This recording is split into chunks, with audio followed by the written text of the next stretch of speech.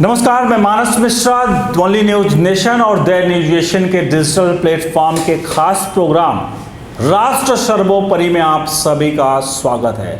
आज मैं आपके सामने लेकर आया हूं एक खास अरविंद केजरीवाल पर। अरविंद केजरीवाल मसीहा, राजनीति के मसीहा, और अरविंद केजरीवाल भ्रष्टाचार को लेकर के जो सत्ता में आए, वही अरविंद केजरीवाल का आज सबसे बड़ा आपके सामने खुलासा करने जा रहा हूं। दिल्ली वालों को शायद शराबी बनाने का ठेका ले रखा है इन्होंने। आप समझिए, शराब पीने लोग ठेके पे जाते हैं, लेकिन केजरीवाल ने शराबी बनाने का ठेका ले रखा है। मतलब समझिएगा क्या खेल है। 6,000 से 9,500 का करोड़ का खेल। मनीष सिसोदिया ने क्या कुछ कहा है, और उसके बाद अब ये फाइल सीधे तौर पर, यह शराब वाली फाइल जो थी वो अमित शाह के पास पहुंच गई है। और किसने भेजा? एलजी ने। आपको दिखाएंगे पूरा का पूरा बवंडर, पूरा का पूरा खेल, और अमित शाह के हाथ में फाइल जाती है। आप समझते हैं क्या होता है? कमेंट बॉक्स में लिख दीजिए अपनी प्रतिक्रिया। आप अगर केजरीवाल की फाइल अमित शाह के हाथों में है तो फिर क्या होगा। और इस बीच गौतम गंभीर ने भी ट्वीट कर दिया कि एक मंत्री जेल में है, दूसरा भी जाने को तैयार। एक मंत्री आप जानते हैं सत्येंद्र सिंह, जो कि स्वास्थ्य रह चुके मंत्री, और अब दूसरे का नाम आ रहा है मनीष सिसोदिया, जो उप मुख्यमंत्री हैं दिल्ली के, और अरविंद केजरीवाल खुद इसको मान रहे हैं। चलिए आपको ले चलते हैं इस अरविंद केजरीवाल वाली फाइल अमित शाह के पास जो पहुंचती है। इस वीडियो को आप हर एक फोन तक पहुंचा दीजिए। केजरीवाल भ्रष्टाचार का मसीहा, भ्रष्टाचार के मसीहा, भ्रष्टाचार को खत्म करने के मसीहा को लेकर के आपकी क्या प्रतिक्रिया है, और यहाँ पर आप बताइए। और शराब का तो ठेका होता है, लेकिन शराबी बनाने का ठेका शायद अरविंद केजरीवाल ने रखा है, इस पर भी आपकी प्रतिक्रिया बनती है। लिए चलते हैं, हम इस डिबेट को ओपन करेंगे। हमारे साथ हमारे सहयोगी विस्पेश और साक्षी, इनसे जानेंगे आखिरकार कि ये केजरीवाल का कौन सा रूप है, कौन से रूप में प्रकट हुए केजरीवाल, कौन सा अवतार है केजरीवाल का। विश्वेश, देखिए, केजरीवाल का ये अवतार बहुत पुराना है। केजरीवाल का नाता भ्रष्टाचार से बहुत पुराना है। इसकी कई सबूत भी हैं मेरे पास, मैं आपको आगे शो में सबूत भी दिखाऊंगा। लेकिन सबसे पहले मैं ये चीज़ बताना चाहूँगा कि देखिए, केजरीवाल ने जब एंट्री मारी थी तो लोकपाल बिल के द्वारा उन्होंने एंट्री मारी। उन्होंने उनका पूरा मेन बेसिक मुद्दा, जैसा कि आपने बताया, भ्रष्टाचार था। अब भ्रष्टाचार के दम पे राजनीति में आने के बाद जिस तरीके से उन्होंने जो कार्य किए हैं, काबिले तारीफ है। मतलब भ्रष्टाचार को इनडायरेक्टली कैसे करना है वो केजरीवाल से सीखने वाला है। चाहे राशन घोटाले का मामला गया, और इनमें एक खासियत ये है कि ये घोटाला करते हैं, इनके मंत्री करते हैं, और ये चुप्पे से माफ़ी मांग लेते हैं। इनकी बहुत अच्छी खासियत है। चाहे राशन घोटाला हो, चाहे हेल्थ मिनिस्ट्री का घोटाला हो, इनकी ये आदत हो गई है। पंजाब से, आपको पंजाब वाला मैटर याद होगा, जब पंजाब में मान मुख्यमंत्री बने तो ये गुजरात साइड में गए थे अपना एडवर्टीजमेंट करवाने, अपने पार्टी का प्रचार करवाने। तो इन्होंने अपने जागीर समझ के, अब क्या बोला जाए, अपनी जागीर, पंजाब की केंद्र जो पैसा देती है उसको अपनी जागीर समझ के अपने एडवर्टीजमेंट पे खर्चा कर लिया। बाद में आरटीआई के द्वारा पता चला कि अरे ये तो ऐसा हो गया, ये तो पंजाब सरकार के शरण से जाएगा। वही खेल इन्होंने राशन घोटाले में भी किया। राशन घोटाले में जितना राशन मिला सब इन्होंने खपत कर ली, सब अपना खा लिया, बंदरबाट कर लिया। और जब मामला खुला तो हुआ ये तो भाई मेरे हाथ में है ही नहीं, ये तो उपराज्यपाल के हाथ में है, ये तो केंद्र को देखना चाहिए, इसमें दिल्ली का कोई हाथ नहीं है। फिर आगे बढ़ते हैं तो इनका एक मैटर और आता है मनीष सिसोदिया का। मनीष सिसोदिया का जो अभी ये मैटर उठा है, जो उपराज्यपाल आरोप लगा रहे हैं, अगर आप सही से देखें तो मनीष सिसोदिया की फाइल सही में खुलनी चाहिए। उसका कारण ये है कि केजरीवाल के मंत्रालय में ये एक मंत्री ऐसा है, ऐसा दीमक है, जो केंद्र सरकार से लेकर राज्य सरकार जितनी भी पूंजी इकट्ठा है ना, सबको धीरे धीरे चाटता चला जा रहा है और पता भी नहीं चल रहा है। ये लोग इतने माहिर हैं पैसा करने में, और एंड में इनका ये मुद्दा होता है कि केंद्र की दिक्कत है, इनकम टैक्स का ये अपना दे के अपना जो भी देते हैं। आपको मैं बता रहा हूँ, ये एक तो जो उसका हुआ ही है दारू वाला। चलिए मैं आंकड़ों की, आप थोड़ा आंकड़ों को इकट्ठा कर लें, उस बीच हम साक्षी की तरफ बढ़ेंगे। और सबसे पहले हम जो ये शराब वाला है, शराब वाले आंकड़े को आ रही है कि शराब का एक्चुअल आंकड़ा क्या है, पूरा का पूरा जो मामला क्या है वो अभी इनसे समझेंगे। और कैसे केजरीवाल ने अब जहाँ पर शराब के ठेके नहीं थे, वहाँ ठेकों के कैसे भरमार लगा दी है वो हम साक्षी से जानेंगे। कुछ आंकड़े वहाँ इनके साथ हैं, और ये जो आंकड़ा है, ये जो शराब को लेकर के आपने देखा आए दिन ऐसा आता है कि शराब पे इतने प्रतिशत छूट, शराब पे इतने प्रतिशत। जहाँ हम नशा मुक्ति की तरफ, नशाबंदी की तरफ जाना चाहिए हमें देश को, वहाँ नशे की पूरी तरह से ये ढकेल रहे नशे की ओर आज के युवा को, आज पूरी दिल्ली को, जो दिल्ली आज कहीं ना कहीं, हमें दिल्ली वालों पर सवाल नहीं खड़े कर रहा हूँ, लेकिन अगर फ्री में कोई चीज़ मिलने की तरफ बढ़ रही है, क्योंकि मुफ्त वाली राजनीति तो केजरीवाल से कोई सीखे, वो टैक्स पे छूट देना, दारू पे छूट देना, मतलब इतना ज़्यादा छूट देते हैं कि कितना फ़ायदा उसको, जनता को किस तरह से होता है, ये तो बड़ा सवाल है कि जिसके जेब से जो चीज़ व्यक्ति को कहीं ना कहीं नशा छोड़ना चाहिए, उस नशे को फ्री करने की तरफ, उसका कॉस्ट घटाने की तरफ बहुत बड़ा। चलिए साक्षी से समझते हैं। साक्षी क्या कहेंगी, ये क्या कुछ है केजरीवाल का, क्या किस तरह से ये आंकड़े बढ़े हैं, नशा के ठेके क्या चीज़ें हैं? देखिए, जो रिपोर्ट्स आई उसमें साफ साफ पे ये बताया गया मानस जी कि 32 जोन में 850 में से 650 से ज़्यादा दुकानें खुल चुकी हैं। तो आप आंकड़े सोचिए कि मतलब 80% से ज़्यादा दुकानें खुल चुकी हैं, और अभी वैकेंट जो हैं वो 2000 से ज़्यादा अभी वैकेंट बची हुई है, और ये दुकानें जल्द में खुल सकती हैं, ऐसे आंकड़े आए हैं सामने।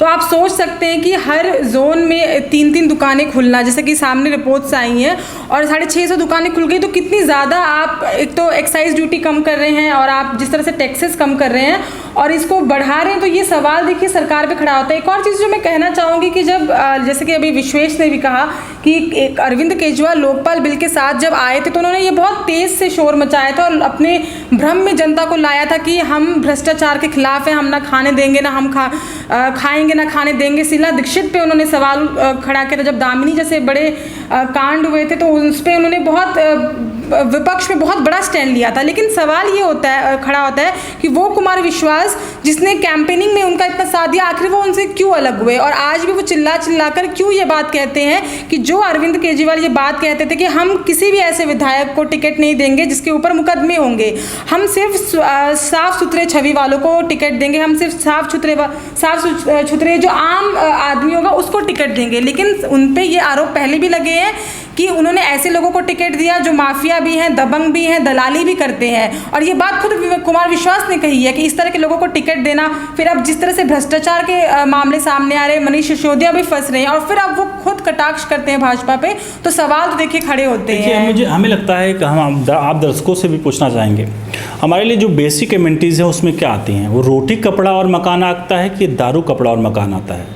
हमें लगता है आप खुद लिखिए कि रोटी कपड़ा मकान को प्रायोरिटी देनी चाहिए या दारू को प्रायोरिटी देनी चाहिए? क्या प्रायोरिटी देनी चाहिए? किस चीज़ पे छूट मिलनी चाहिए? कौन सी चीज़ महंगी होनी चाहिए? अगर कोई नशा कर रहा है तो नशे पे टैक्स बढ़ा दीजिए। आपको दुकानों के, आपको अवेलेबिलिटी कम करिए उसकी। आप खाने के लिए 2 वक्त की रोटी के लिए, गरीब आज भी कोई ऐसा है जो 2 वक्त की रोटी के लिए बेचारा वो उसका जीवन कहीं ना कहीं उसको त्यागना पड़ रहा है। कई ऐसे लोग हैं जो कर्ज से अपने परिवार के साथ आत्महत्या कर ले रहे हैं। हमें उसको ख़त्म करना है। अगर आप खुद सोचिए, एक व्यक्ति को अगर खाना नहीं मिलता है तो वो कितने दिन तक जिंदा रहेगा, और एक व्यक्ति को दारू नहीं मिलता है तो वो कितने दिन तक जिंदा रहता है? सवाल बड़ा है। और दारू पे, उसके बाद आप दारू पे, शराब पे आप उस पे टैक्सेस को घटा रहे हो, आप कहते हो और बढ़ाएंगे। अरे बढ़ाने का मतलब क्या है? कहाँ की खबरें हैं कि दारू, यहाँ पर बिहार में दारू बैन हो गया है, बिहार में दारू बैन हो गया है। हर जगहों पे हम नशा मुक्ति की बात करते हैं, बड़े बड़े कैंपेनिंग चलाते हैं, बहुत बड़े पैसे खर्च करती है यहाँ पर सरकारें, और आप उसी दारू के लिए आप इस तरह से काम कर रहे हो, उसके ऊपर टैक्स माफ़ी कर रहे हो। बाद में जब आता है पूरा का पूरा मामला तो आप इसलिए इस काम को करते हो। उससे 2 फायदे होते हैं, विश्वेश की तरफ बढ़ूँगा। एक फ़ायदा वोट बैंक का और दूसरा फायदा आपके पॉकेट का, क्योंकि बिकती बहुत है, इसकी डिमांड बहुत है। आप कुछ भी कर लिए, डिमांड बहुत है, तो ये तो बिकती ज़्यादा है पहली, और दूसरी जब बिकती है, जो पीता है वो बहुत अच्छा गुणगान गाता है किसका, और वो वोट बैंक सीधे तौर पर कनेक्ट होता है किससे? उस ईवीएम के बटन को। तो समझिए खेल क्या है कि पैसा भी, वोट बैंक भी, सत्ता भी, तो साहब दारू तो बेचेंगे ही और ठेके बढ़ाएंगे ही। पहले जहाँ ठेके 1 हुआ करते थे, आंकड़े आ रहे हैं कि वहाँ पर 3 ठेके कर दिए गए हैं, मतलब 1:3 सीधे तौर पर बढ़ा दिया गया। हाँ विश्वेश, देखिए यहाँ पे अगर देखा जाए कि दिल्ली जो सरकार ने अधिनियम जारी किया है उसमें दिक्कतें क्या आ रही हैं, तो इसमें दिक्कतें सही हिसाब से देखा जाए तो देखिए ऐसे देखा जाए कि एक जोन होता है, उस जोन में 1 से 2 बेचने वाले लोग होते हैं। जो पुराने अधिनियम है कि 2 लोग बहुत ज़्यादा दारू बेच पाएंगे तो 2 ठेके हो गए या 3 ठेके खोल लें। लेकिन अब इन्होंने क्या किया, इन्होंने कहा है कि एक जोन में मान लीजिए 4 ठेके होंगे, तो वो 4 ठेकों की वजह से ये होगा कि भाई आप 2 लोगों को जितने ज़्यादा हो पाए उतने ठेके देते रहो। इसके एकीकरण से दिक्कत होगी, जो 2009 अधिनियम के खिलाफ है। एकीकरण नहीं कर सकते हम। तो पहली चीज़ ये हो गई। दूसरी चीज़, जो छोटे खुदरा दुकानदार हैं, जो छोटे दुकानदार हैं जिनकी पावर कम है, जो इतना बड़ा, देखिए इन्होंने एक और चीज़ की है कि अगर आपको दारू बेचनी है तो आप अंदर एसी सर्विस रखेंगे, पूरी एसी अच्छे से रखेंगे, पूरा विंडो सिस्टम, आपको ग्लासेस रहेंगी, आदमी अंदर आएगा, वो खुद अपनी दारू लेगा, खुद कैश करेगा। तो मतलब इन्होंने सुविधाएँ दी हैं। वो सुविधाएँ इन्होंने ये देख के नहीं दी हैं कि इस दुकानदार के पास ये सुविधाएँ दे दो, इसके पास नहीं है। जिसके पास है उसको सुविधा मिलेगी। और वो होता कौन है, आप सीधी सी बात समझिए, जो ठेका खोलता है ना वो बहुत रुआब वाला आदमी होता है, उसके ऊपर भी सोर्स होते हैं, उसके बाद पैसा भी होता है, तब जाके उसके बाद ठेका खुलता है। तो ये रुआब वाले आदमी इन्हीं लोगों के आदमी हैं। अब इन लोगों ने क्या किया, जिनको सही मायने में टेंडर मिलना चाहिए उनको टेंडर नहीं मिला, और जो इनके खास दोस्त हैं, जिन्होंने इनको पैसा दिया है, टेबल के नीचे से पैसा पहुंचाया कि अरे भाई मुझे ठेका चाहिए दिल्ली के इस, और दिल्ली जैसे रियासी इलाके में हर व्यक्ति सोचता है। इन्होंने तो पूरा बार का मौका दे दिया कि आप मनोरंजन के लिए जो भी कर सकते हो करो, बार में अनुमति है आपको कि मनोरंजन के लिए कुछ भी कर सकते हैं। अब उस मनोरंजन के लिए कुछ भी कर सकते हैं में हम क्या समझे, अब बार बालाएँ नचवाएंगे। आप बाद में ये होगा कि भैया दिल्ली सरकार ने तो हमें आदेश दिया है कि हम मनोरंजन के लिए कुछ भी कर सकते हैं, बार है, बार में होता है। तो ओवरऑल दिल्ली सरकार ने नशेड़ियों को एक पॉइंट रखा है, क्योंकि नशेड़ी, जैसा कि आपने कहा कि पेट पले कब तक जिंदा रहेंगे ये नहीं देखते, दारू पीते। नशेड़ियों के लिए बस इतना है कि जब तक दारू मिल रही है तब तक उनके लिए भगवान, बाप, माई सब वही है जो दारू दे रहा है। हमारे गांव में प्रधानी का चुनाव होता है तो प्रधानी चुनाव में एक बड़ा अच्छा मैटर देखने को मिलता है कि जो भी प्रधानी लड़ता है तो जो सबसे ज़्यादा समझदार होता है सबसे ज़्यादा दारू मंगा लेता है, देसी कच्ची दारू, और वो गाँव भर में उगाता है। वो कहता है हमको परिवार का वोट मिले न मिले, दरुवल को अगर मैंने साथ कर लिया तो अपने परिवार का भी वोट दिलाएगा, वो ज़बरदस्ती दिला देगा उस दारू, एक दारू के चक्कर में। तो दिल्ली के अरविंद केजरीवाल ने यही किया है। एक चीज़ यहाँ पर हम सब कहेंगे, जो बार बार ये लोग आरोप लगाते हैं प्रधानमंत्री नरेंद्र मोदी पर कि ये अपने दोस्तों को ही सिर्फ आगे बढ़ाते हैं, इस मामले में केजरीवाल की हमें दाद देनी पड़ेगी कि केजरीवाल सिर्फ अपने दोस्तों को ही नहीं, केजरीवाल को जहाँ मिले पैसा, जो भी पैसा दे उसका काम हो जाता है। मतलब पैसा देते रहो और केजरीवाल के साथ डील करते रहो, यही कुछ हो रहा है। क्योंकि केजरीवाल को पता है कि सत्ता में पूरे देश में आगे बढ़ना, जिस तरह से इन्होंने पंजाब में, किस तरह से पंजाब को मुख्यमंत्री बनाया, और पंजाब के मुख्यमंत्री कौन है, भगवंत मान, उनका इतिहास देख लीजिए साहब, कि वो संसद में भी आते थे तो उनकी आँखें नहीं खुलती थी। आँखें क्यों नहीं खुलती थी, नशा। और ऐसे व्यक्ति को जब मुख्यमंत्री बना दिया तो साहब पूरे दिल्ली वालों को तो दरुवल कहीं ना कहीं इस तरह से, मैं दिल्ली वालों को नहीं कर रहा हूँ, लेकिन आप खुद सोचिए, उस महिला के बारे में सोचिए, उस परिवार के बारे में सोचिए जो कमाते कम हैं, लेकिन उस का पुरुष अगर मान लीजिए दारू पीने या इस तरह से ड्रिंक करने के लिए कहीं ना कहीं वो आदी है, तो ऐसे में अगर आपके डोर स्टेप पे चीज़ें मिल रही हैं और ये चीज़ें जबकि समाज के लिए घातक हैं, हमारी कहीं ना कहीं बहु बेटियों और उनके लिए भी कहीं ना कहीं घातक है इस चीज़ को लेकर के, लेकिन फिर भी अगर सरकारें इसको लेकर इतना शह दे रही हैं तो सवालिया निशान तो खड़े होता। ऊपर से इतना बड़ा घोटाला जहां पर मनीष सिसोदिया सीधे तौर पर फंस रहे हैं, सत्येंद्र सिंह मैंने आपको बता चुका हूं, और सत्येंद्र जी सीधे तौर पर वो इस समय किसकी कस्टडी में है, और शायद जिस तरह से गौतम गंभीर का ट्वीट आया है, शायद अब मनीष सिसोदिया को भी लेकर जाए सीबीआई, क्योंकि फाइल तो अमित शाह के हाथ में इसलिए पहुंची है क्योंकि लेफ्टिनेंट गवर्नर ने साफ तौर पे सीबीआई की तरफ ये मामला मोड़ दिया है, यानी कि अब कि कहाँ पर जाएगा, ऊपर केंद्र के हाथ में। और फाइल केजरीवाल और मनीष सिसोदिया की फाइल जब केंद्र के हाथ में पहुँच चुकी है, लगभग पहुँच चुकी है, तो साहब उसके बाद क्या होगा, आप सभी की प्रतिक्रिया कमेंट बॉक्स में बनती है। केजरीवाल और मनीष सिसोदिया की बात हो रही है। यहाँ मैं एक बड़ा खुलासा हमारे चैनल के द्वारा करना चाहूँगा। एक रिपोर्ट है, रिपोर्ट में आरटीआई डाली थी एक लेखक ने, ये पूछते हुए कि 2015 से 22 तक में केजरीवाल और उनके 6 मंत्रियों ने हेल्थ पे अपने कितना खर्चा किया है सरकारी पूंजी से। तो जो आरटीआई से जानकारी मिली ना, वो बहुत ही चौंकाने वाली है, बहुत ही मज़ेदार जानकारी थी। देखिए कैसे भ्रष्टाचार के से ये निपटते हैं। केजरीवाल से मंत्रिमंडल ने अपने और अपने परिवार के इलाज के लिए 2015 से 22 के बीच में कुल 76,79,938 रुपये खर्च किए। अरविंद केजरीवाल उनके परिवार के इलाज पर उस दौरान सिर्फ उनके परिवार और उनके इलाज के ऊपर 15,78,102 रुपया खर्च हुआ। ये सरकारी पूंजी से खर्चा हुआ है। और इसमें बात करें तो सबसे ध्यान देने वाली बात यह है कि अरविंद केजरीवाल जो मुख्यमंत्री हैं दिल्ली के, उनके पास 3,750 रुपया भी खुद के जेब में नहीं था कि वो अपने इलाज के लिए पाए, वो भी उन्होंने सरकारी पूंजी दिया। और इस मामले में इन सब के बाप निकले मनीष सिसोदिया। मनीष सिसोदिया के ऊपर 2015 से 22 के बीच में 24,84,074 रुपये खर्च हुए हैं। मुख्यमंत्री और मुख्यमंत्री के परिवार पे उतना पूंजी नहीं लगाए जितना मनीष सिसोदिया ने अपने परिवार पे लगा दिया है।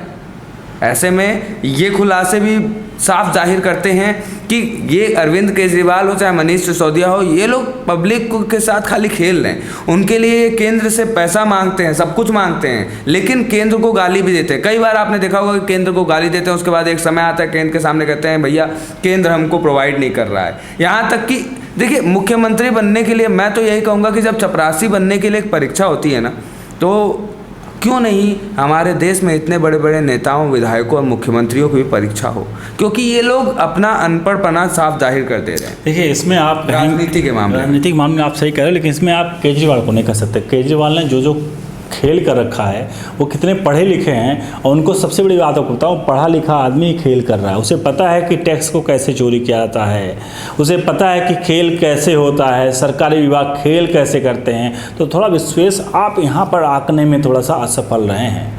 पढ़े लिखे लोग ज़्यादा खेला कर रहे हैं। आप देखिए तो सही केजरीवाल को कैसे नौकरी को छोड़ करके किस नौकरी पर तक छोड़ कर आए।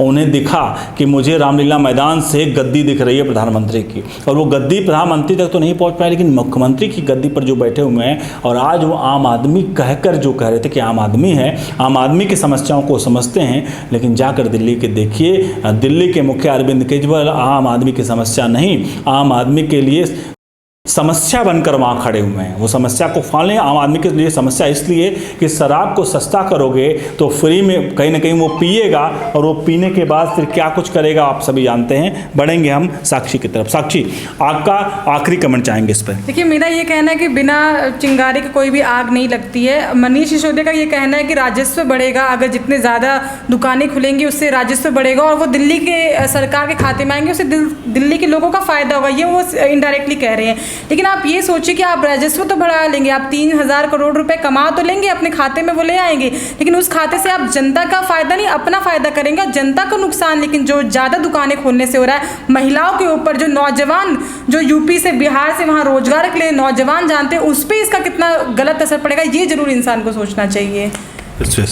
जी जाहिर सी बात है, सबसे बड़ी बात, सबसे बड़ा मुद्दा यहाँ महिलाओं का है, क्योंकि कई ऐसी गृहिणी हैं, कई ऐसी औरतें हैं जिनके हस्बैंड, जिनके घर में बच्चे दारू पीते हैं, वो बहुत परेशान रहती हैं। कई बार महिला संगठन ने इसके लिए रैलियां निकाली, इसके लिए सब कुछ किया, जहां पे एक तरफ हमारे केंद्र में भारतीय जनता पार्टी सरकार हरदम महिलाओं के इन परेशानियों को लेकर ध्यान में रखती है, और कहीं पर आप देखिए यूपी में क्या हुआ है, उल्टा ही हुआ है। दिल्ली में जो हुआ है, यूपी में दुकानें बंद करवा दी गई हैं, सिटी एरिया में दुकानें नहीं होंगी, हाईवे पर दुकानें होंगी, उनकी भी एक दूरी तय है।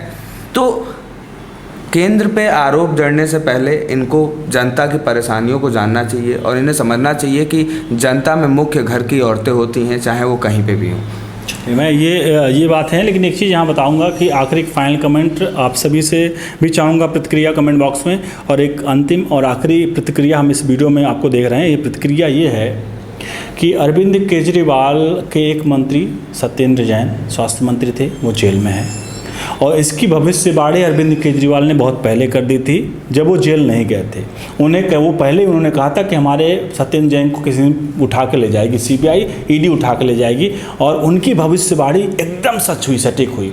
अब ये भविष्यवाणी दो ही टाइप के सटीक हो सकती है। पहली, या तो बहुत अच्छा भविष्यवक्ता है वो, पहली बात मुझे लगता नहीं अरविंद केजरीवाल भविष्यवक्ता है, वह तो राजनेता हैं।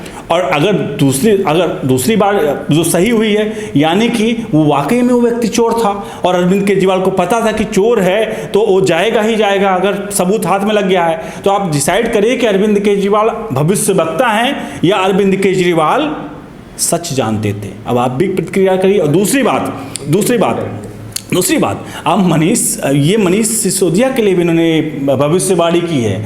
अब ये भविष्यवाणी है या सच्चाई है, ये तो भाई आप ही सब बताइए। और ये मेरे शब्द नहीं, मैं कुछ भी अपनी तरफ से यहाँ पर जो भी चीज़ें हमने रखी है, कुछ भी हमारे शब्द नहीं है, सारे हम डेटाबेस पे किया। और पहली बात यह है कि माफ़ी चाहता हूँ केजरीवाल सरकार से। आपको कुछ इसमें ऐसा लगा हो कि हम आपके खिलाफ बोल रहे हैं, आपके खिलाफ नहीं बोल रहे हैं। हम जनता के लिए बात कर रहे हैं और जनता की बात कर रहे हैं और आप तक पहुँचा रहे हैं। शायद आपका दिल अब भी पसीज जाए वो 2011-12 का रामलीला मैदान, जब अन्ना के बगल में आप बैठ करके आपकी शक्ल जिस तरह थे, आप जिस तरह से थे, कृपया करके उस रोल में एक बार वापस आके देखिए, यकीन मानिए प्रधानमंत्री बन जाओगे। लेकिन अगर नहीं आप उस रोल में वापस आ पाओगे तो समझिए यहाँ पे अच्छों की 70 साल से जो लोग सत्ता में रह गए, मलाई खाए, उनका क्या हाल हुआ। और आज दिल्ली का मुख्यमंत्री की जो हाल है वो एक पार्षद से भी कम है। आप देख सकते हो, आपको सिंगापुर जाना है और आपको कितना गिड़गिड़ाना पड़ रहा है। और अब आप एक मुख्यमंत्री होते हुए आप सिंगापुर नहीं जा रहे हो, जहाँ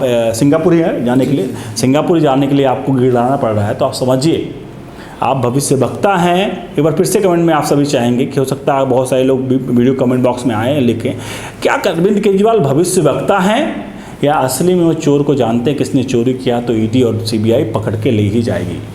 चलिए बने रहिए वाली द न्यूज ओशन के इस खास प्रोग्राम राष्ट्र सर्वोपरि में। वीडियो को लाइक शेयर जरूर करते रहें। बहुत बहुत धन्यवाद।